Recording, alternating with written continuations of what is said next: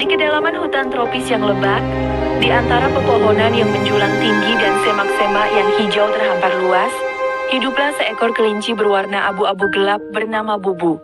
Bubu bukanlah kelinci biasa. Ia dikenal karena kepandaian dan kecerdasannya yang luar biasa. Ia suka bermain-main di antara semak-semak yang hijau dan rindang, melompat-lompat dengan lincah, menghindari ranting-ranting yang menjuntai dan dedaunan yang lebat. Bulunya yang lembut dan halus seakan menyatu dengan warna gelap semak-semak, membuatnya menjadi master penyamaran yang ulung.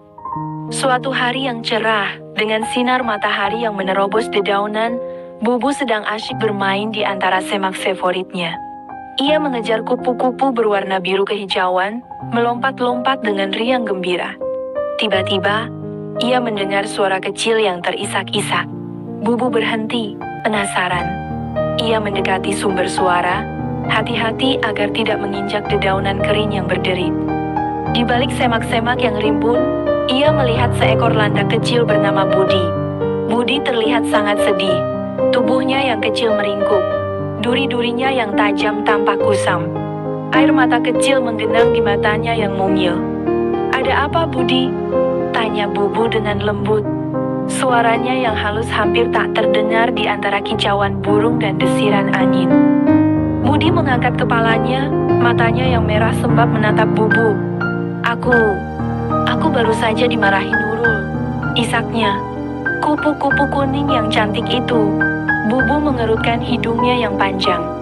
Nurul, kupu-kupu kuning cerah yang terkenal anggun dan sedikit sombong, memang dikenal sedikit temperamental. "Apa yang terjadi?" Aku tidak sengaja menyenggolnya dengan duriku," jelas Budi. Suaranya masih terisak. Dia marah besar dan terbang menjauh. Bubu berpikir sejenak. Ia memahami perasaan Budi. Meskipun Nurul memang sedikit pemarah, Budi juga tidak bermaksud menyakiti kupu-kupu itu. "Budi," kata Bubu dengan suara yang tenang dan bijaksana, "kita hidup di dunia hewan yang memiliki jenis dan sifat yang beragam. Ada yang ramah, ada yang pemarah, ada yang pendiam, ada yang cerewet. Hal seperti itu sudah biasa terjadi. Jangan bersedih terlalu lama." Bubu melanjutkan, "Bayangkan, jika kita selalu bersedih setiap kali ada yang marah kepada kita akan selalu bersedih. Lebih baik kita fokus pada hal-hal baik. Pada keindahan hutan ini, pada persahabatan kita." Budi menatap Bubu.